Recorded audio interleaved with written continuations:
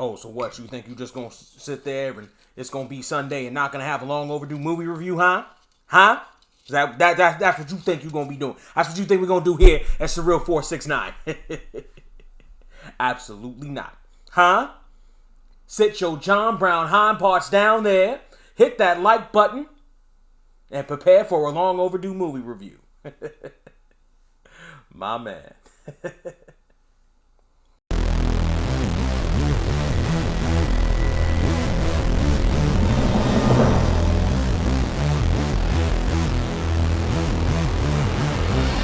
Okay, I feel like my Denzel has gotten steadily worse as I've not really watched a whole bunch of Denzel or had Denzel in my life thematically. You know, the way that he used to be. I feel like my Denzel's getting worse. Like I used to be a pretty decent Denzel. You know what I'm saying? Please, I can't. It's off. And that's the theme of this movie: Devil in a Blue Dress. Party people in the place to be. What's going on? It's me. Here on another Sunday. If it's Sunday, it must be time for another long overdue movie review. What's a long overdue movie review? It's shit I am told I should have seen because of my blackdom or nerddom or maledom or humandom, and haven't yet until just right now. Now, this is Devil in a Blue Dress, and as I'm recording this, it's still on Prime for the next 7 days. I don't know what happens in 7 days at the beginning of the month, but apparently it's poof kaput at that point. Non-spoiler, of course, before we get started. This seems like, I'm gonna drink that down. This movie, not too big spoiler territory. We're set in the 1940s in Los Angeles, following Denzel Washington looking for somebody. That's the premise of the movie. We ain't doing spoilers.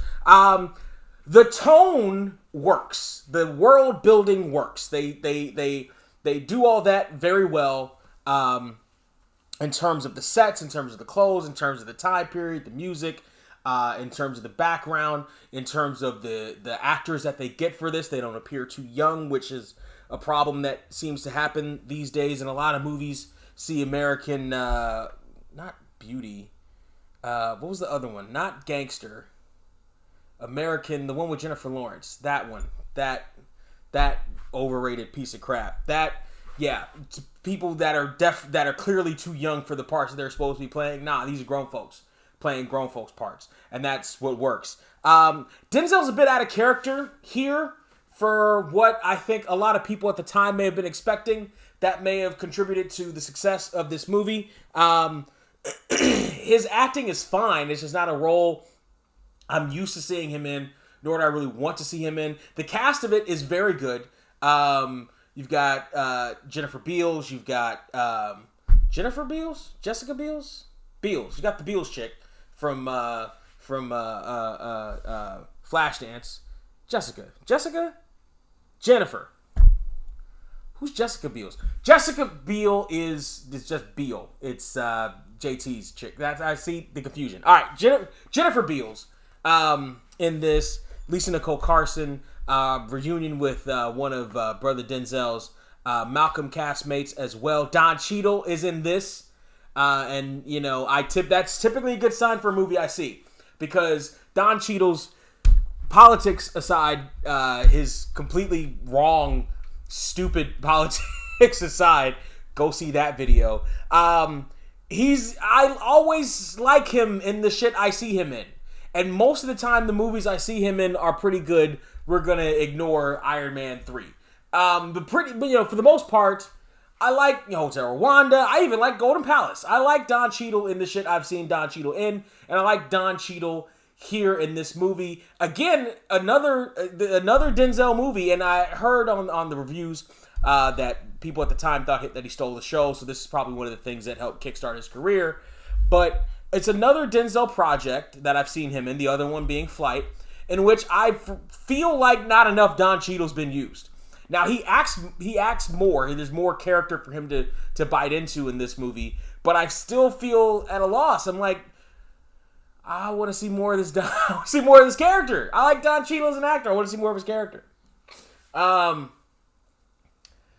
the non-spoiler bits. We're going to get to the spoiler territory. I'm going to take a sip. First, I'm going to pour.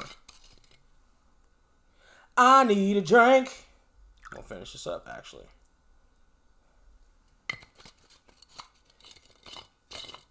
So, get on the thank you. We're about to get into spoiler territory.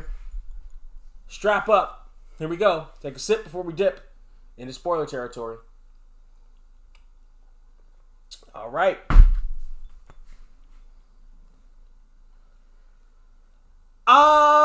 They did everything right except the story. And I know, doing some research, full disclosure, this is the first one. This is the first one of these movies that I've reviewed that I had to watch again. I had to watch it twice because I didn't get the story the first time. And I'm sitting here watching it, and I couldn't, I was trying to follow it, but it seemed a little too cute for its own good. And the character of Denzel in this is not a particularly appealing one. I think, so, long story short, this was a bomb. This was one of the rare Denzel Washington cinematic bombs that didn't make its money back, not even close. And the producers really thought it was going to, and that's part of the problem. And I think what happened was two things happened. So this is in 1995. We had an internet, but it wasn't an internet. Like, we had an internet. Like, you got the free 10 hours of AOL in your mail every week, right? You got internet. But it's not the same. It wasn't on the phone like we have it now. It wasn't instant. There was no Twitter. There were some messages. I don't even think there were message boards. There were pages. There were AOL pages. Everyone was on AOL still. They didn't even really have message boards. And yet, Black Twitter in 1995 was still in effect because Denzel Washington was black people's most iconic treasure in the world of cinema. In the world of music, male-wise, it was Luther. Although, looking back, it's hard to understand how a lot of women didn't see Luther's predilections more clearly. I mean, I didn't, but I didn't know what I was looking for. And also, I didn't know what I was looking for. But, Denzel was the other one. And they all knew Denzel. They all loved Denzel. Sexiest man alive, Denzel. Never cheats on his wife, Denzel. Been with her for, at the time, I don't know how long it was. 10 years, 95, probably 10 years at that point. Maybe 5 to 10 years at that point.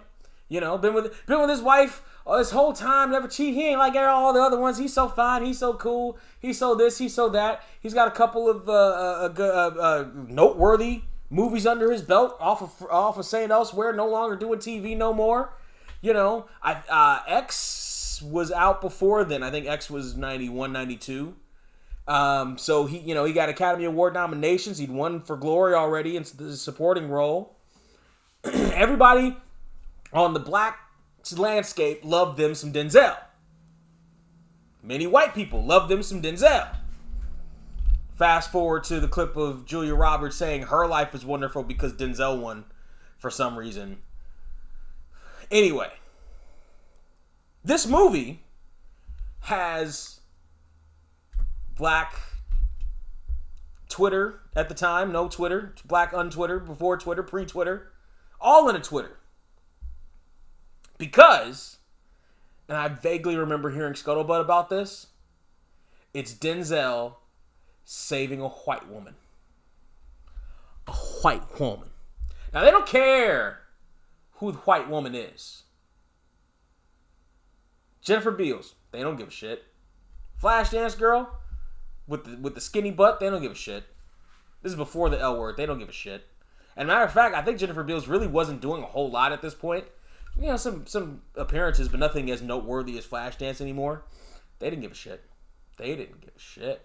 At this point, he had been in movies with white women, like The Pelican Brief or whatever, but, he wasn't going after the white women. We all knew that. The Pelican Brief made it very apparent Denzel and Julia did not get together by the end of that movie. Very, very apparent. A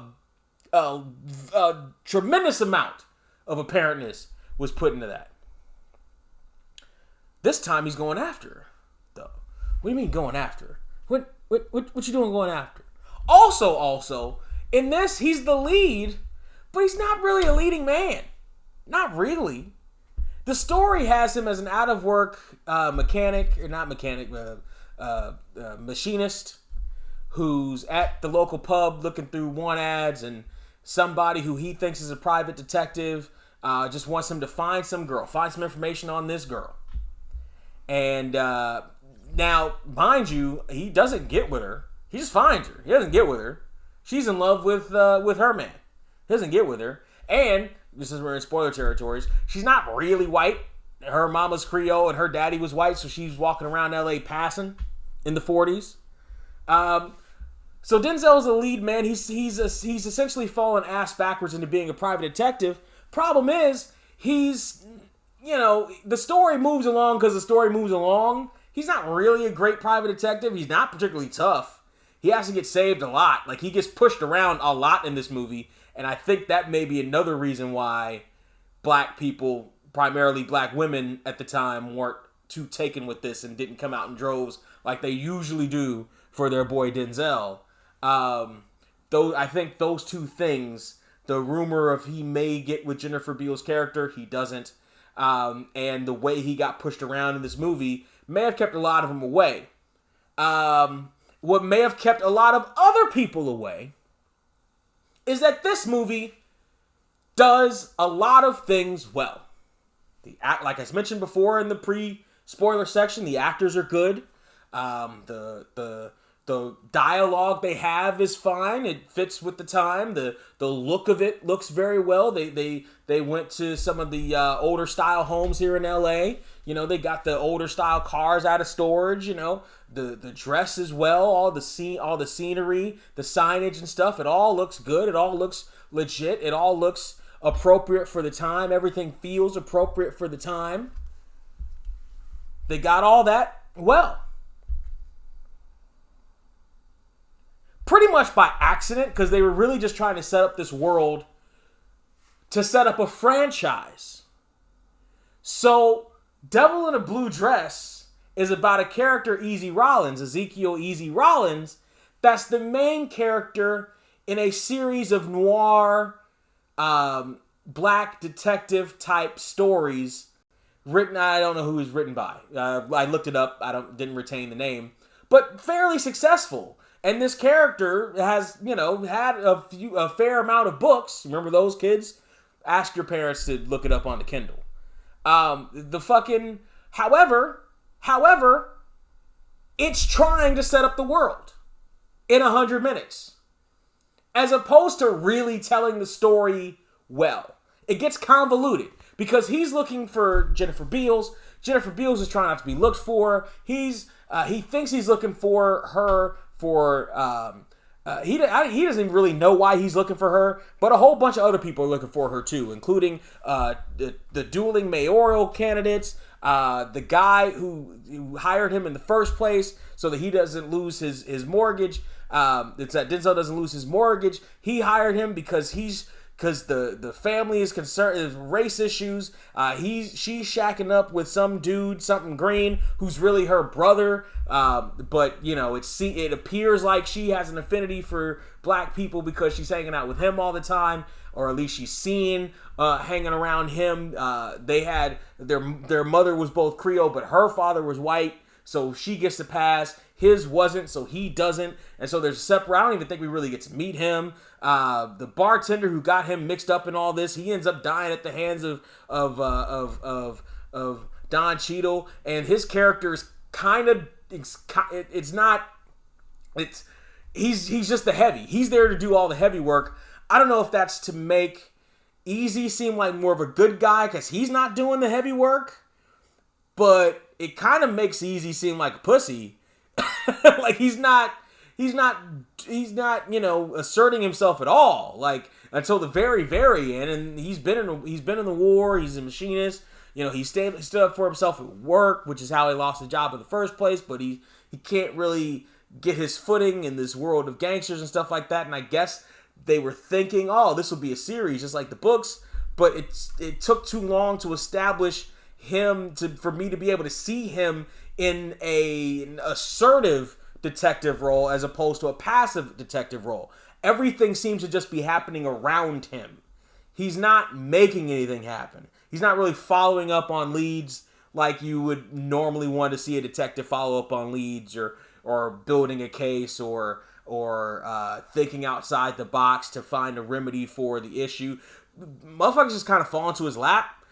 The most aggressive thing he really did in this movie, to begin with, to find any kind of information, was have sex with Lisa Nicole Carson.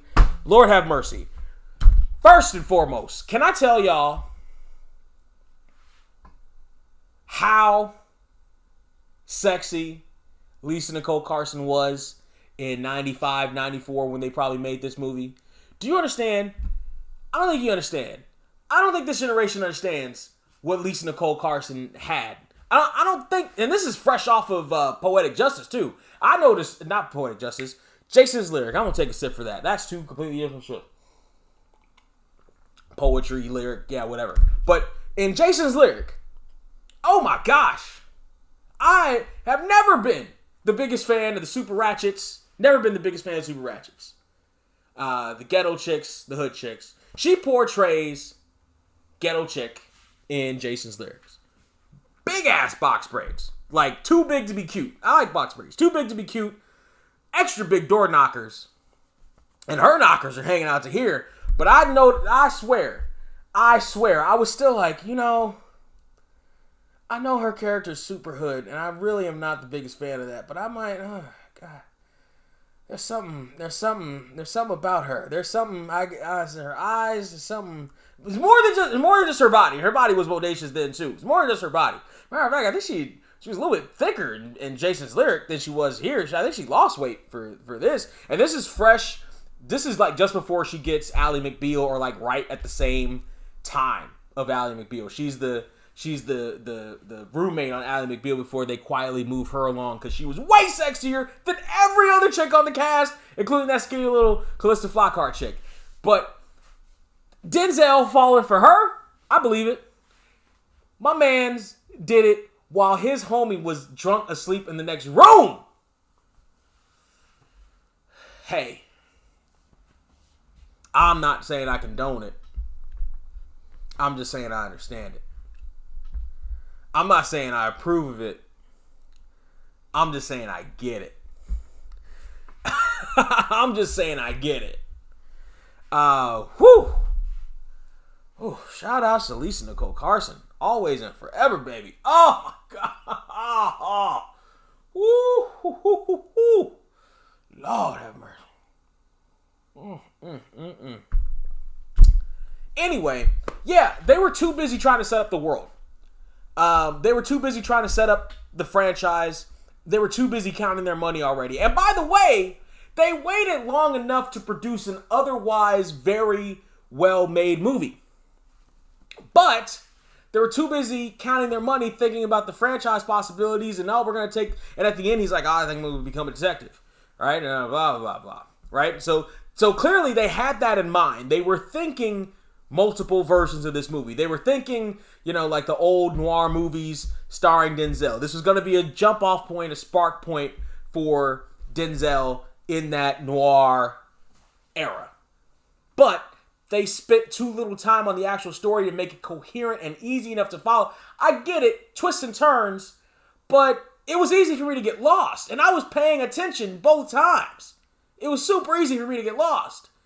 And for a wide release movie like that, and by the way, even figuring it out and sticking to it, it was too convoluted for its own fucking good. The story didn't have to be that twisty and turny. It was too damn cute. It's not, you just didn't get it. Because no, I figured it out, but it was dumb. It didn't need to be that. It didn't need to be that serious. It didn't need to go through all the twists and turns. You could have. Now, mind you, maybe they were trying to extend the time. It is only 102 minutes. But shit, knock 10 minutes off that shit. You don't need the rest of that. If that's the case, keep it at a tight 90 and get the fuck out. Or something got cut that would have made it make more sense. But the way it was, the package that we got, was either incomplete or too complete. Either way, they missed the mark. Either way, they missed the mark. It felt like they were trying too hard to set up this big franchise that they wanted for Denzel, and probably for the writer too. But they missed the mark. They were very close and very precise. The rest of the crew were dead on. But a director or editor or producer or some combination thereof tricked it off by the end. Because if I didn't have to watch it again to make sure I figured out all the shit, I wouldn't have watched it again. And I'm not going to watch it again. However, for everything else, all the technical aspects that went into this movie, the acting that went into the movie, the set design, all that stuff comes to the forefront and is very, very, very, very good. The plot's just convoluted, dog. The plot is just convoluted. And so, out of $15, Devil in a Blue Dress is worth, I'm gonna be generous and say $9.50. If I wasn't generous, I'd say $9. They got almost everything else right, but the story wasn't great. The story wasn't great. It didn't hit home, and it lacked a whole lot. And by the way, doing the research and looking up Devil in a Blue Dress and figuring all that stuff out, all that puts that last piece of the puzzle in place, which makes them lose the $5.50. Which easily makes them lose the $5.50 and almost make them lose the full last $6 to get it to $9. But I'm gonna be generous today.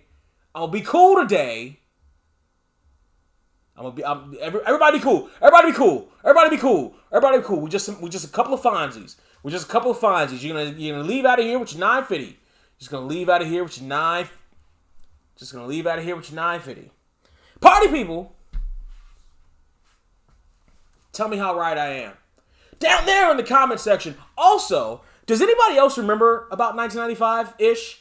Ask your aunties, ask your mamas about Devil in a Blue Dress, Denzel, 1995, and ask them what their thoughts were at the time about Denzel and this movie. Did they know the plot going in? Did they hear it from somebody at the beauty salon, which was real Black Twitter?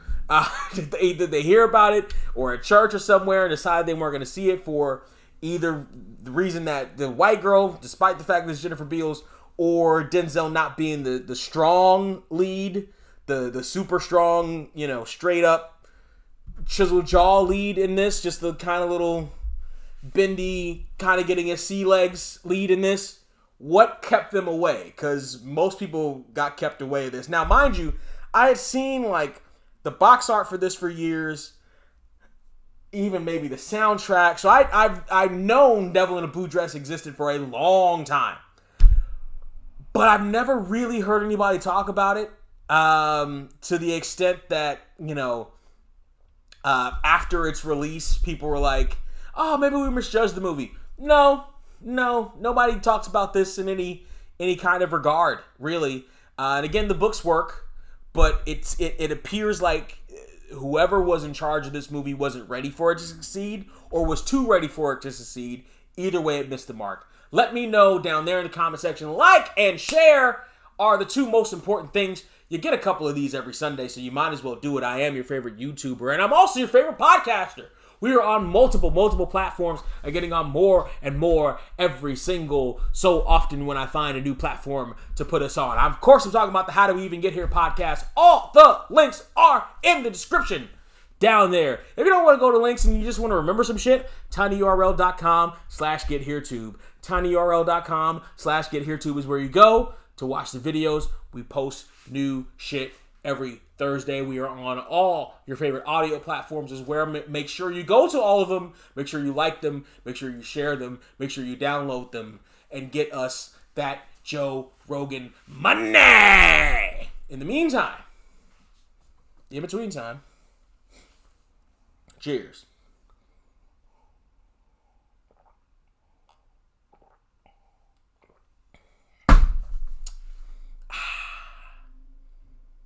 I'm a nice guy, I'm a nice place, with a nice smile on my nice face.